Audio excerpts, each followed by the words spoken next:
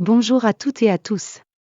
Dans cette deuxième partie du chapitre consacré aux liens, nous allons voir comment nous pouvons naviguer rapidement dans une grande page.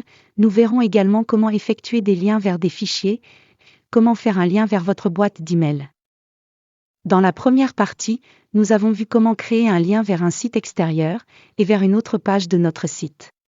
La balise que nous allons utiliser pour faire des liens dans notre page, vers des fichiers ou vers des emails, est la même, à savoir la balise ampère A et slash A. Seule la valeur des attributs vont changer. Bien, ouvrons donc notre éditeur de texte et notre page index.html. Pour pouvoir constater le fonctionnement de liens menant à différents endroits dans notre page, nous allons devoir ajouter du texte, beaucoup de texte, pour qu'il soit nécessaire d'utiliser la barre de défilement verticale pour atteindre les différents paragraphes.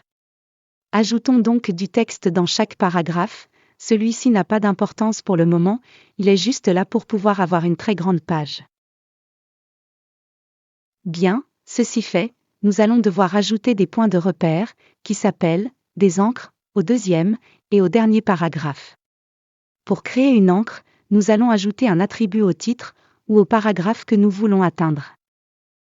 Nous allons utiliser l'attribut ID, à qui nous donnerons un nom unique, constitué de lettres et de chiffres, en commençant par une lettre. Évitez les espaces et caractères spéciaux, qui risquent de ne pas fonctionner sur tous les navigateurs. Remplacez les espaces par un tiret bas.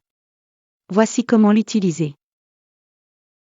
Nous devons toujours placer cet attribut, comme tous les attributs, uniquement dans la balise ouvrante. Bien, ajoutons donc un ID au titre de notre deuxième chapitre, comme ceci. Et un autre, au dernier paragraphe de la page, celui contenant le lien vers le site externe, comme ceci. Bien, maintenant, nous allons ajouter une sous-liste à l'élément « Bienvenue » de la liste principale. Nous pouvons créer une liste ordonnée ou non, cela n'a pas d'importance. Cette sous-liste sera composée de deux éléments, des liens en l'occurrence, menant vers le sous-titre, mon activité, et le second, vers le dernier paragraphe, que nous appellerons « lien ». Créons donc notre liste comme ceci. Puis, ajoutons deux lignes de balises LI vides, dans lesquelles nous placerons nos liens. Comment faire un lien vers une encre ? C'est très simple, il suffit de donner le nom de l'encre, précédé d'un dièse, comme valeur de h-référence. Comme ceci. Donc, nous ajoutons les balises de lien A et /A dans nos deux balises d'éléments LI. Nous ajoutons le nom des encres aux valeurs h-référence, soit le nom de la valeur ID de chacune des encres, puis, entre les balises A et /A, le texte du lien, qui sera également le texte affiché dans la liste. Ceci pour les deux éléments. Enfin, si vous le souhaitez, vous pouvez ajouter un attribut title à chacun des liens, pour qu'il affiche une infobulle à leur survol. Ceci étant fait, nous pouvons enregistrer notre code et le tester dans notre navigateur. Quand nous cliquons sur un de ces nouveaux liens, notre page sera automatiquement positionnée au niveau de l'encre sélectionnée. Vous verrez que nous reparlerons encore beaucoup de l'attribut ID, qui nous servira dans le CSS pour définir les éléments que nous voudrons modifier. Surtout n'oubliez pas, chaque attribut ID doit posséder un identifiant, sa valeur, unique. Bien, supposons maintenant que dans notre page image, nous voulions mettre des liens vers les encres de la page index. C'est tout à fait faisable. Ouvrons donc notre page image, et nous allons faire simple, en ajoutant uniquement deux liens sous celui qui nous ramène à la page d'accueil. Le principe est un mixte entre les liens relatifs et les liens vers une encre. En premier, nous allons donner le nom de la page à atteindre, et, éventuellement la redirection vers son dossier, ce qui sera le cas ici, vu que la page index est dans le dossier principal, et que la page image est dans le sous-dossier contenu. Suivi directement du nom de l'encre à atteindre, précédé d'un dièse. Donc, en premier, nous avons le lien vers le deuxième chapitre, soit les deux points suivis du /, pour revenir vers le dossier principal, le nom de la page, index.html, directement suivi du dièse, et du nom de l'encre, comme ceci. Et en second, le lien vers les liens en bas de page, qui sera identique au premier, seul le nom de l'encre sera différent, comme ceci. Nous pouvons enregistrer notre page, et tester leur bon fonctionnement dans notre navigateur. Voici en gros les différents liens de navigation, mais nous pouvons également utiliser des liens pour créer automatiquement des emails vers notre adresse, ou également pour télécharger des fichiers.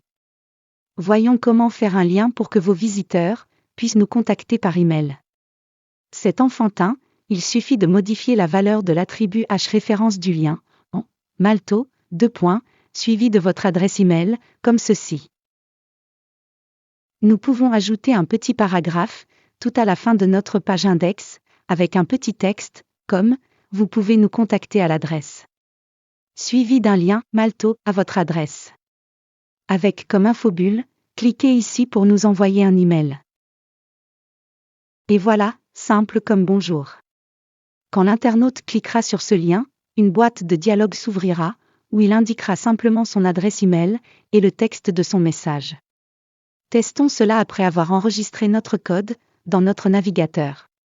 La boîte à email sera différente suivant le navigateur utilisé, mais son principe et son utilisation sera la même dans tout.